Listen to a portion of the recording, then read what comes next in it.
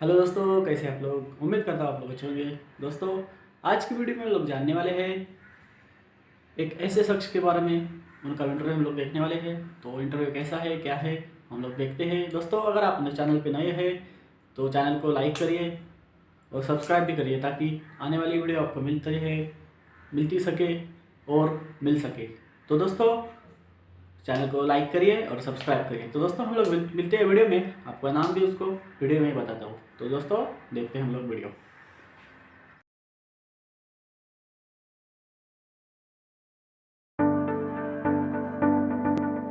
आप में से कितने लोग हैं जो बहुत एक्साइटेड हैं आज के सेशन को लेकर के? तो अब मैं जैसे ही आपको नाम बताऊंगा उनका, जो हमारे आज के गेस्ट हैं, तो आपका जो एक्साइटमेंट लेवल है वो और बढ़ जाएगा। ये बताने से पहले कि गेस्ट कौन है, मैं आपको थोड़ा सा बताता हूं YouTube के बारे में। YouTube में क्या है कि पूरे वर्ल्ड की अगर बात करी जाए तो करोड़ों चैनल्स हैं जो अलग अलग जॉनर्स में हैं, अलग अलग कैटेगरीज में हैं। उसमें से दो बड़ी कैटेगरीज हैं, मोटिवेशन और एजुकेशन। पूरे वर्ल्ड में जो वर्ल्ड का नंबर 1 मोटिवेशन चैनल है वो मेरा है, और जो वर्ल्ड का नंबर 1 एजुकेशन चैनल है किसी इंडिपेंडेंट क्रिएटर का, वो उनका है, जो कि हमारे गेस्ट हैं। उनके 17 मिलियन से ज्यादा सब्सक्राइबर्स हैं। Please give an energetic and warm welcome to the one and only Khan sir.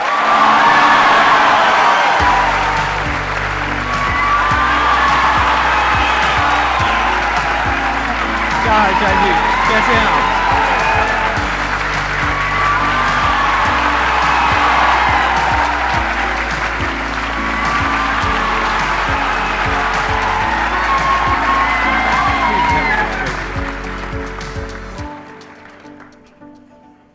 इससे पहले कि ऑडियंस आपसे कुछ पूछे या इंटरेक्ट करे, मेरे माइंड में एक क्वेश्चन है आपके लिए जी।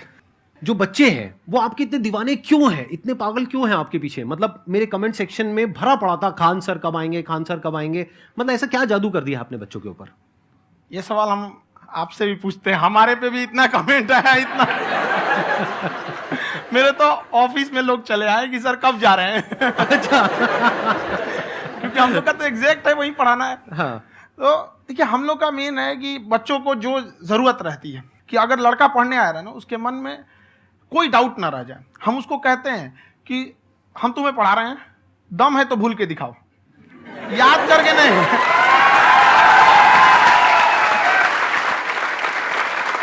प्लस आप जिस प्राइस पॉइंट पे पढ़ा रहे हैं, आई थिंक वो सबसे कम है, वो बहुत ही कम है। सर, ये जो फीस का कल्चर है, ये हमारा इंडियन कल्चर नहीं है।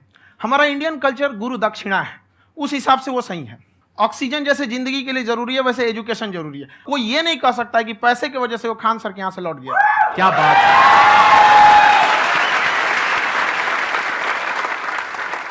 मैंने देखा कि आपका ये जो चैनल है कि ये पिछले 3 साल के अंदर अंदर ही ग्रो किया है। हमको जब चैनल शुरू हुआ तो एक दिन में हम 4-5 वीडियो बनाए।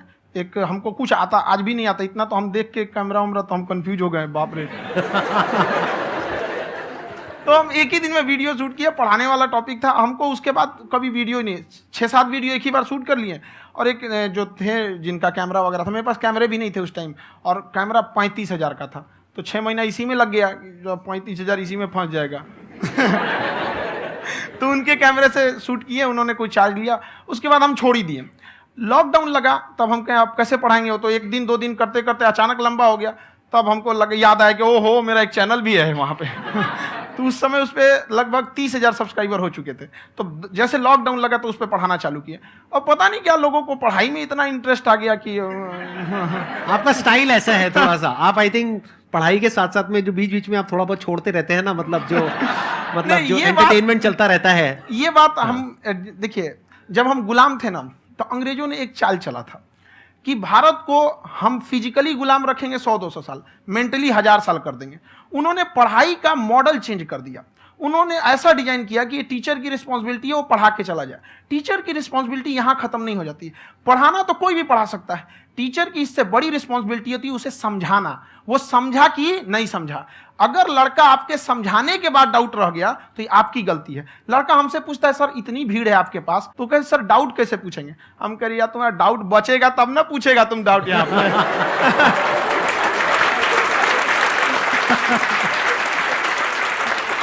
कॉन्फिडेंस नेक्स्ट लेवल है खान सर का, मानना पड़ेगा। और शायद यही वजह है इनकी जो ग्रोथ है उसका, किसी ने शायद सपने में भी नहीं सोचा होगा कि पिछले 2 साल के अंदर अंदर जो आपके चैनल की ग्रोथ हुई है, जैसे आप खुद ही बता रहे हैं कि लॉकडाउन के टाइम पे आपके 30,000 के करीब सब्सक्राइबर्स थे, आज की डेट में 17 मिलियन है।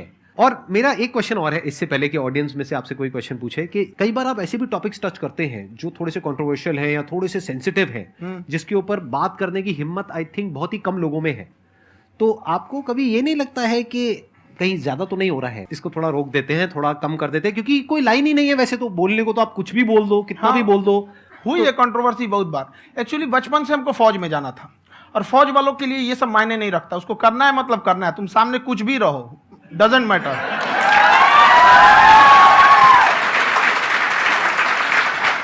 और मैंने YouTube पे देखा कुछ वीडियोस में कि आपका जो इंस्टीट्यूट है वहां पर आज से कुछ साल पहले कुछ बम गिरे थे। हाँ, कुछ गिरे थे, कुछ तो बहुत सॉलिड जगह गिरा था, फटा नहीं वो। मतलब आपके आसपास? हाँ, बम को भी पता है कि टीचर की इज्जत किया जाता है। क्या बात है, क्या बात है। मैं समझ पा रहा हूं कि ये आपके अंदर जो एटीट्यूड है ये कहां से आ रहा है, क्योंकि आप बचपन से ही फौज में जाना चाहते थे, तो आप जंग के मैदान में ही खड़े हैं एक तरीके से। बस फर्क ये है कि आपके हाथ में कलम है, हथियार ना हो करके। हथियार से एक आदमी की जान जा सकती है, हाँ। कलम से बहुत ताकत होता है। शिक्षा एक ऐसा हथियार है ना, हर कुरीतियों से लड़ सकता है, हर तरह की समस्याओं से। और ये एक ऐसा हथियार है, मेटल डिटेक्टर में भी नहीं पकड़ाता है।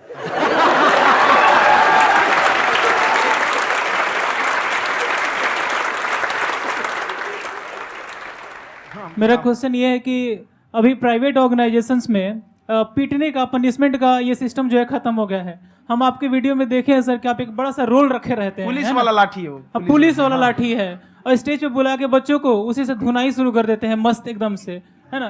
तो सर मतलब कि बच्चे मतलब कि डरते नहीं हैं आपसे, और इस तरीके से कैसे कनेक्टेड हैं आपसे, है ना। और एक और क्वेश्चन सर, यूपीएससी का जो आप अपना बैच स्टार्ट करने वाले हैं, ठीक है, उसके बारे में बताइए सर, क्योंकि मुझे मतलब कुछ इशू करना है सर, ठीक है। और संदीप सर को देख लिए, मेरा तो वैसे ही हो जाना है।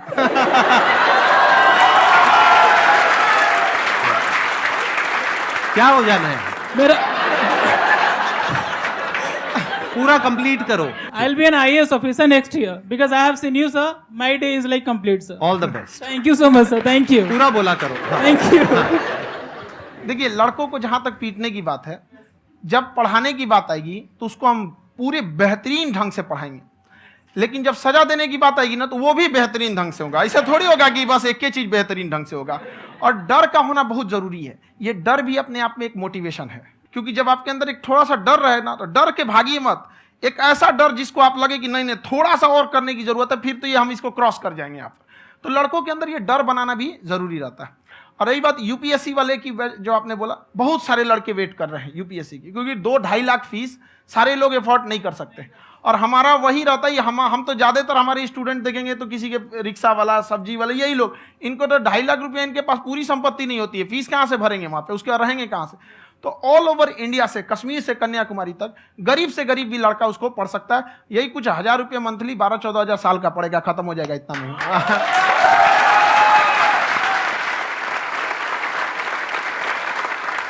ये जो डंडे वाली बात इन्होंने कही, ये सच है? मतलब आप सच में एक डंडा रखते हो? पुलिस का ही है वो।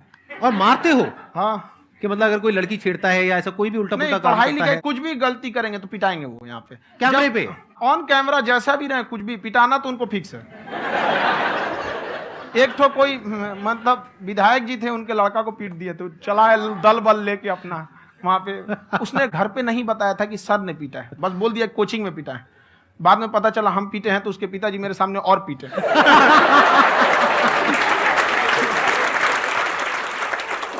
सर, आपका सबसे बड़ा डर क्या है, आप दोनों का?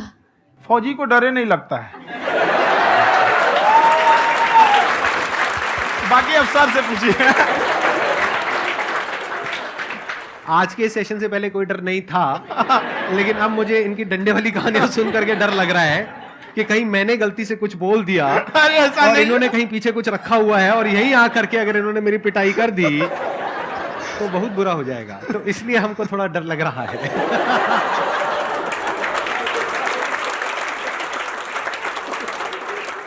आपकी डेली कितने घंटे क्लासेस होती है? 6-7 घंटे। अभी भी खुद ही करते हो आप? हाँ, खुद ही हमारे classes स्टाफ करते हो? परेशान रहते हैं। हम 1:30-2 बजे सोते हैं, सुबह 6 बजे उठ जाते हैं, परेशान रहते हैं। यार इतना क्यों करते हो, है ना? कभी क्योंकि उनको भी साथ साथ लगना पड़ता है ना। उनको साथ साथ लगना पड़ता है। हम जग गए तो कोई सोया थोड़ी रहेगा, परेशान दिन में सोते ही नहीं है बेचारा, कहीं कहीं जाके सोते रहता है। हम सीट बांध दिए कि भाई तुम इस समय सो जाना, तुम इधर सो जाना। आपकी शादी हो गई या नहीं हुई है अभी? मेरी खुशहाली देख के आप आइडिया लगा सकते हैं।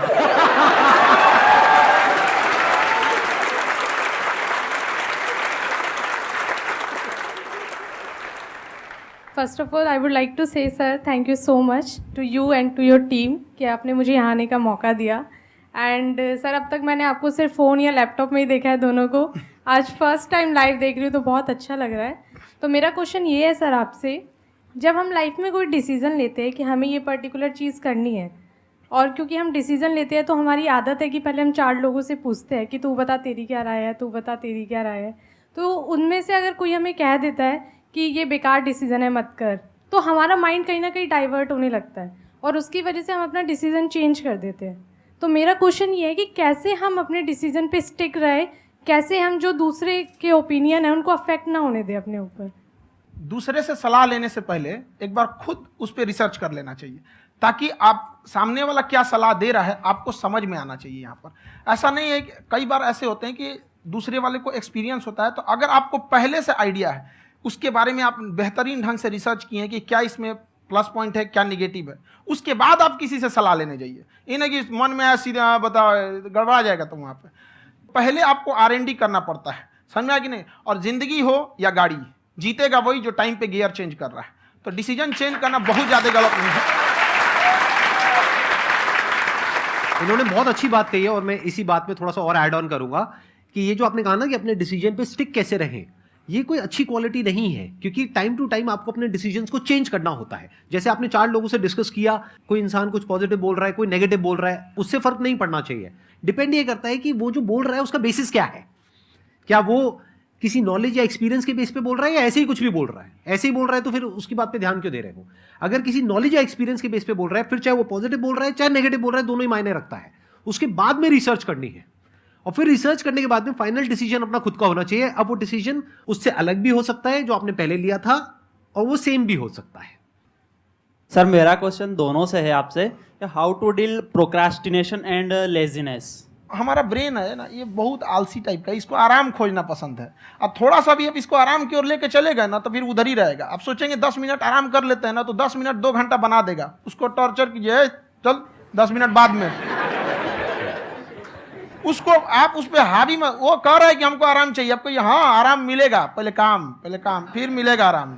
तो आप उसके हिसाब से मत चल। आपका मन कर रहा है थोड़ा सा देख लेते हैं, कोई नोटिफिकेशन आया, आप कोई काम कर रहे हैं, क्यों पहले काम कर लीजिए, बाद में देखिएगा ना नोटिफिकेशन। आप हावी मत होने दीजिए यहाँ पे। अगर आप 5 मिनट भी थोड़ा सा लूज पड़े ना, थोड़ा सा कमर सीधा कर लेते हैं, 2 घंटा बर्बाद कर दिया आपको। हावी मत होने दीजिएगा उसको अपने ऊपर। प्रोक्रेस्टिनेशन को तोड़ने का एक ही तरीका है, सबसे छोटे लेवल पे ले जा करके उस गोल को तोड़ दो। यानी वो गोल बहुत बड़ा है, उसको ब्रेक डाउन करो, उसके सबसे पहले स्टेप पे आ जाओ कि उसको अचीव करने का सबसे पहला स्टेप क्या है। जैसे गाड़ी चलाना सीखना है, उसका सबसे पहला स्टेप क्या है? अगर घर में कोई नहीं है सिखाने वाला या सिखाने वाली, तो बाहर जा करके जो गाड़ी का ड्राइविंग स्कूल है उधर जा करके पैसे दे दो। अब फंस गए ना तो फंसा दो अपने आप को। दिमाग ये लगाओ कि अपने आप को कैसे फंसाया जाए। जब हम फंस जाते हैं ना तो फिर हमको वो काम करना ही पड़ता है। Then there is no looking back. जब तक आप सोच रहे हो तब तक सोच रहे हो, उसको बोलते हैं पैरालिसिस ऑफ एनालिसिस, कि आप सोचते चले जा रहे हो अपने माइंड में, मैं ये करूंगा वो करूंगा वो करूंगा वो करूंगा, और प्रोक्रेस्टिनेट हो रहा है, वो चीज टलती चली जा रही है। तो उसको छोटे से छोटे लेवल पे ब्रेक डाउन करके उसको कर दो, दैट इज नंबर 1।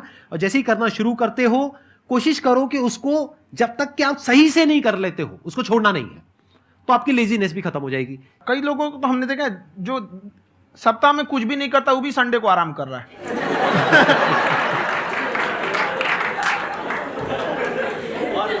वैसे कहा भी जाता है कि अगर कोई काम आपको करवाना है ना तो ऐसे किसी इंसान को दो जो बिजी है। हाँ। ऐसे आदमी को मत दो जो खाली है। ये परफेक्ट एग्जाम।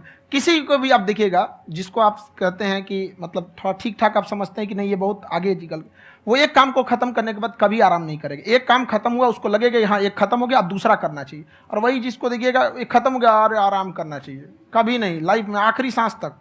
सर यहाँ पे सब हिंदी में पूछते हैं, इंग्लिश में पूछते हैं, मैं भोजपुरी में पूछूं? जौन भाषा ठीक लगे तोने में पूछ दो। हाँ सर। सर ये पूछे के चाहते नहीं कि जैसे हमने क्या पढ़ाई करी नहीं सर, तो कभी कभी डेली टारगेट्स जो होला वो कंप्लीट ना होला, अगर टारगेट्स कंप्लीट भी होला तो फिर ऐसा इरिटेशन या फिर वो एंजाइटी या फिर कि और करना है या फिर अभी नहीं हुआ, वो चीज़ हमेशा रहेला, तो वो कम कैसे करल जाए? देखिए, टारगेट्स को ना हम लोग को एक अपने हिसाब से पहले फिट करना चाहिए। ऐसा नहीं कि दूसरे किसी इंसान को देख के हम टारगेट फिट कर ले। कोई लड़का 8 घंटा पढ़ रहा है, कोई पहली बार अभी पढ़ना ही चालू किया, उसको देख के 8 घंटा पढ़ेगा तो पढ़ाइए छोड़ देगा। तो आप अपनी क्षमता के हिसाब से देखिए कि आप कितना पढ़ सकते हैं। अगर आपने एक घंटे को बना लिया कि हम 1 घंटा पढ़ सकते हैं, अगले 1 हफ्ते तक उसको सस्टेन रखिए। जिम में कैसे करते हैं लोग, पहले दिन उठा लीजिएगा 1 कुंटल तो हार्ट अटैक हो जाएगा। तो वो धीरे धीरे टारगेट सेट कीजिए और अपनी क्षमता को भी देखिए। हर इंसान की क्षमता अलग है। कंगारू को देख के हाथी छलांग मारेगा, पैर तोड़ के बैठ जाएगा।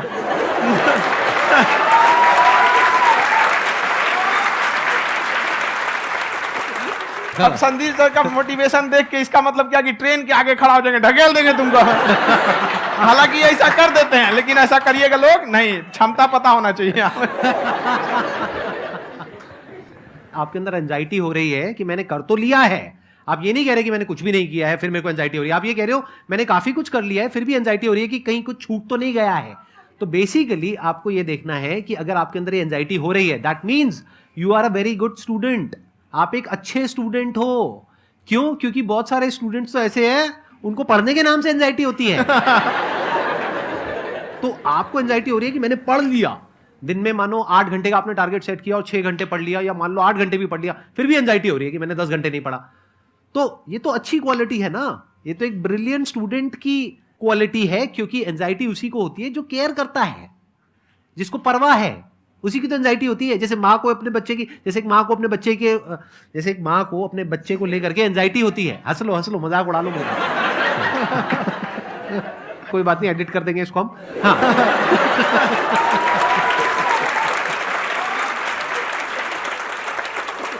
जैसे एक माँ है, उसको अपने बच्चे को लेकर के एंजाइटी होती है, थोड़ी सी भी तबीयत खराब हो जाए उसको एंजाइटी होती है, चाहे बच्चा ठीक भी है, डॉक्टर को नहीं होती है। क्यों? क्योंकि माँ को उस बच्चे से प्यार है। तो दैट मीन्स कि आप अपनी पढ़ाई को लेकर के सीरियस हो, इस वजह से आपके अंदर एंजाइटी हो रही है, विच इज नॉर्मल। जहां पर प्यार मोहब्बत होती है वहां पर थोड़ी बहुत एंजाइटी तो होती ही है ना। समझ रहे हो ना मैं क्या कहना चाह रहा हूं? आप लोग समझ रहे हो ना मैं कहां जा रहा हूं? जब वो किसी और से बात करती है तो एंजाइटी होती है ना।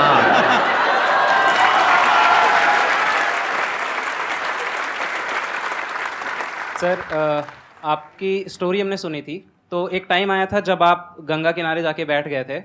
उस समय आपको कुछ समझ नहीं आ रहा था, तो उस समय मतलब आपने ये डिसीजन कैसे लिया कि अब आगे नहीं, यहाँ से वापस जाना है? रास्ता ही नहीं था। घर जाने के लिए एटलीस्ट 90 रुपए चाहिए थे, जेब में 40 रुपए थे। कैसे घर जाते हैं? और हम गंगा के किनारे चुपचाप बैठे बैठे हम कहें कि अब बहुत टेंशन हो गया, अब घर जाना चाहिए। रूम पे तो किराए के रूम पे ही आदमी सारे लोग रहते। गए वहाँ पे तो रूम लॉक हो गया था। तुम खटखटाए तो ऊपर से गुस्सा से बोले जो ऑनर थे, क्या टाइम हो गया है? तुम कहे 9-10 बज रहा होगा। घड़ी देखिए तो 2 बज रहा था रात का, 2-2:30 बज गया था वहाँ। टेंशन में आप तो होता है, कई बार ऐसा समय आएगा कि लगेगा जैसे अब कुछ नहीं हो सकता है। तो इससे घबराना नहीं है। कभी कभी गुच्छे की आखिरी चाबी भी ताला खोल देती है। जो बातें आपने बताई कि घर में प्रॉब्लम्स ये तो बहुत लोगों ने फेस करी वहां पर। आप अकेले नहीं है, बहुत लोगों ने ये प्रॉब्लम्स फेस करी, बहुत तरह की प्रॉब्लम्स देखी, बहुत तरह की स्ट्रगल्स देखी, लेकिन वो सब इतने कामयाब नहीं हो पाए जितने कि आप हुए। तो आपके अंदर ऐसा कुछ ना कुछ है जो औरों के अंदर नहीं है। तो वो मैं जानना चाह रहा हूं कि वो ऐसा क्या था जहां से कि आपका दिमाग यहां तक सोच पा रहा है कि मैं पूरे इंडिया में इतने बड़े लेवल का चेंज लेकर के आ सकता हूं, एजुकेशन फील्ड में रेवोल्यूशन लेकर के आ सकता हूं। ये सोचना ही बहुत लोगों के बस का नहीं है। मेरी एक खुद की थिंकिंग, अगर हमको कोई 100 रुपए किसी काम के लिए दिया, हम सबसे यही कहते हैं, तो हम कोशिश करते हैं उसे 200 का रिटर्न दे। अगर कोई हमसे 200 रुपया फीस दे रहा है, 250 दे रहा है, तो हम उसको ये कोशिश करते हैं कि तुम्हें ऐसा लगे कि नहीं भैया हमने 10-20 हज़ार का पढ़ लिया यहाँ पर। वो ईमानदारी से कभी कमी नहीं। और हमेशा अगर हम प्रॉमिस X का करते हैं तो डिलीवर 4X करना चाहते हैं। ध्यान से सुनना और ध्यान से समझना इस फर्क को। अगर आप समझ पाए तो बहुत आगे जाओगे लाइफ में। एक वो होते हैं जो ये सोचते हैं कि हमें सब कुछ मिल जाए, हमें कुछ भी करना ना पड़े। दूसरी कैटेगरी होती है लोगों की जिनको जितना मिलता है उसमें भी चोरी चकारी करते हैं या कोशिश करते हैं कि उससे कम दे सामने वाले को जितना कि हमें मिल रहा है। तीसरी कैटेगरी होती है लोगों की, जो इनके जैसे लोग होते हैं, वो क्या करते हैं, वो ये सोचते हैं कि अगर मैंने किसी से 1 रुपए भी लिया, देखा जाए तो 200-250 रुपए कुछ भी नहीं होता है, 200-250 रुपए अगर मैंने लिया तो कैसे उसको 400 रुपए की वैल्यू दूं? ये जो थिंकिंग है ना, यही एक फर्क होता है एक ऐसे इंसान में जो बहुत आगे निकल जाता है और उस इंसान में जो मीडियोकर रह जाता है। आप अपने आप के ऊपर समय दीजिए, उसको डेवलप कीजिए। जब आप अपने आप के ऊपर खर्च करते हैं तो आने वाले समय में लोग गूगल पे आपको सर्च करते हैं। क्या बात है सर, ये आपने अभी बनाया है या ये कोई पुराना आपका वो है? बनते रहता है इसे, फ्लो में बन जाता है। आपके अंदर ना सर एक कवि छुपा हुआ है कहीं ना कहीं जो बाहर आना चाहता है। कभी ना कभी आपने सोचा होगा कुछ? हाँ, कभी कभी देखिए, एक चीज है, संगत का बहुत अच्छा असर पड़ता है। ये चीज को हमेशा, संगति का मतलब लोग हल्के में ले लेते हैं। संगति का मतलब होता है संग संग गति। तो अच्छे लोग के साथ रहेंगे तो संग संग अच्छी गति होती जाएगी, खराब में रहेंगे तो ये भी होता है। बट अपने आप को थोड़ा सोचना चाहिए कि हम केवल जी के मर जाएं इसके लिए नहीं आए हैं। लोग कहते हैं कि सर नाम क्यों नहीं बताते अपना। हमारी एक ही सोच है कि जाने के बाद इस दुनिया से हमको मतलब एक चीज देना चाहते हैं स्टूडेंट्स को, कि वो याद करें कि इस पैसे की भाग दौड़ की दुनिया में हर कोई दोनों हाथ से लूटने में लगा है खाली हाथ जाने के लिए। ये सबको लगा है। तो हर कोई को ये सोचना चाहिए कि था कोई इंसान जो इतने कम फीस में इतनी शिक्षा जो महंगी थी, जो कमाने का रास्ता था, उसको भी एकदम कंपटीशन इतना कर दिया कि अब लोगों को अपनी फीस बढ़ाने में डर लगता है कि अरे यार, लड़का कमेंट करता है कि खान सर इतना ले रहे हैं, आप बहुत बड़ा टीचर हो गए।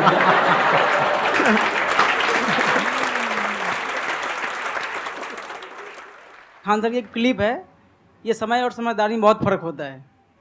अगर समय रहते समझदारी आ गई तो इंसान कामयाब हो गया, लेकिन अगर समय चला गया फिर समझदारी आई फिर तो बेकार है। तो सर मतलब कुछ आपको ऐसी चीज़ लाना चाहिए जो मतलब बच्चों जो तैयार हो रहे हैं उनको ये चीज़ें मतलब एंड टाइम पर दिखे। समझ रहे हैं आप मेरी बात? नहीं समझ?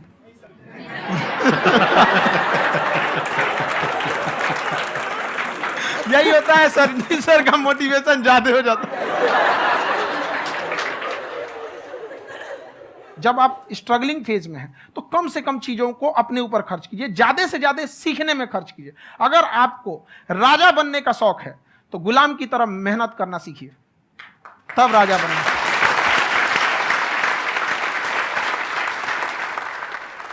ये दुख, ये दर्द, ये सब तेरे अंदर है। तू अपने बनाए इस पिजड़े से बाहर निकल के देख, तू अपने आप में एक सिकंदर है।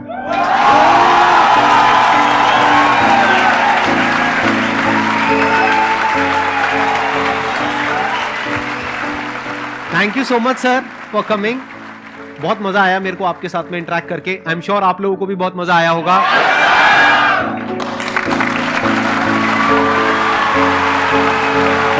थैंक यू सो मच जी, थैंक यू।